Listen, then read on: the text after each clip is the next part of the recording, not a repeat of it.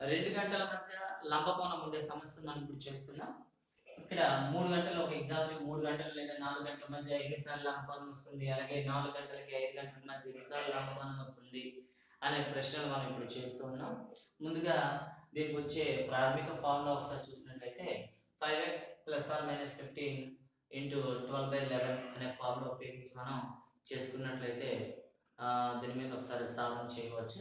ముందుగా 3 గంటలకి 4 గంటలకి మధ్యలో ఉండే లంబకోణాలు ఉండే సందర్భాన్ని చూద్దాం. ముందుగా 3 గంటలు 3 ఇంటూ 5 ప్లస్ 15 ఇంటూ 12/11, అలాగే 3 ఇంటూ 5 మైనస్ 15 ఇంటూ 12/11 ఇలా 2 సార్లు మనం చేయాల్సి వస్తుంది. ముందుగా ప్లస్ చేసి చూసినట్లయితే 15 ప్లస్ 15 ఇంటూ 12/11, దీన్ని సింప్లిఫై చేస్తే 30 ఇంటూ 12/11. సో దీన్ని 360/11గా మనం వేసుకుంటాం. దీన్ని సింప్లిఫై చేస్తే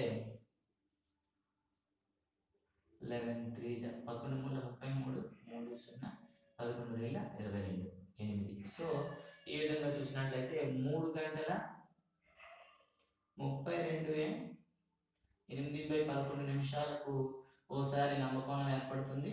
అలాగే కాకుండా ఒకవేళ నెగిటివ్ వేసి చేసినట్లయితే ఏమవుతుంది, 15 మైనస్ 15 ఇంటూ 12/11 అంటే 0 ఇంటూ 12/11 దట్ ఈస్ ఈక్వల్ 0. కావున సరిగ్గా 3 గంటల సమయంలో ఒక లంబకోణం, అలాగే 3 గంటల 32 నిమిషాల 32:8/11 నిమిషాలకి మరోసారి లంబకోణం ఏర్పడడం అనేది జరుగుతూ ఉంటుంది. ఇక ఇదే విధంగా మరో లెక్క చేద్దాం. 4,5 గంటలు లేదా 5,6 గంటలు మీకు నచ్చిన సమయంలో మీరు చేయవచ్చు.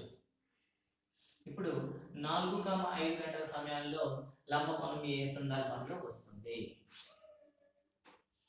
ఓకే, ఒకసారి చూసుకున్నట్లయితే 4 గంటలు అన్నారు కాబట్టి ఇక్కడ x = 4 అవుతుంది.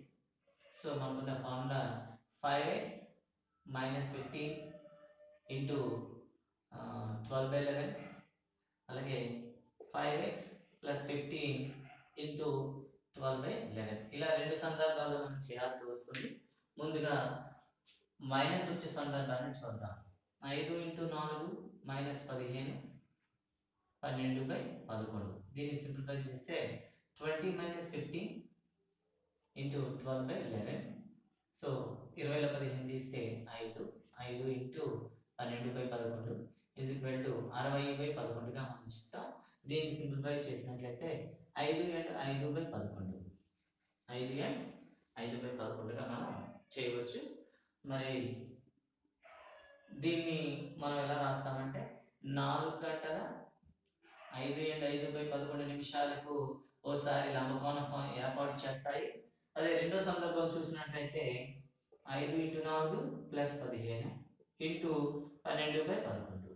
సో 5 4 20 ప్లస్ 15 ఇంటూ 12/11గా మనం చెప్పుకోవచ్చు. సో మొత్తం 35 ఇంటూ 12/11.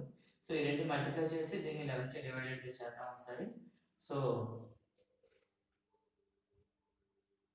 ఒకసారి చేసినట్లయితే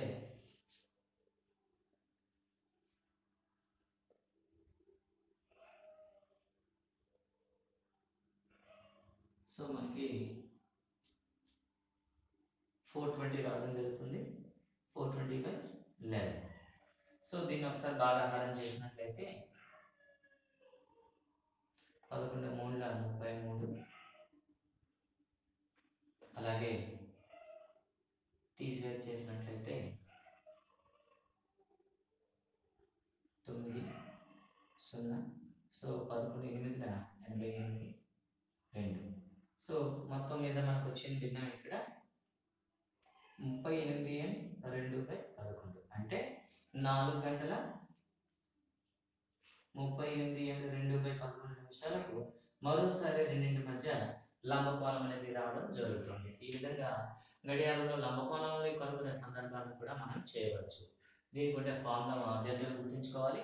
5x - 15 ఇంటూ 12/11 ఫార్ములా అంటే ఇక్కడ ప్లస్ ఆర్ మైనస్ తీసుకోవాలి. రెండు సందర్భాల్లో కూడా మీరు లెక్కించాల్సి వస్తుంది. ఇది మనకి రెండోసారి అయితే ఇక తర్వాత సమస్య వచ్చి రెండు కూడా ఒకదానితో ఒకటి అంటే 180 డిగ్రీలు చేసే సందర్భం ఏంటి అనే ప్రశ్న మనకు వస్తూ ఉంటుంది అనమాట. ఈ 180 వచ్చే సందర్భాలు ఏంటో ఒకసారి చూద్దాం. అంటే 180 అనేసరికి ఒకదానికొకటి ఎదురుగా ఆపోజిట్ డైరెక్షన్ గా ఉండాలి.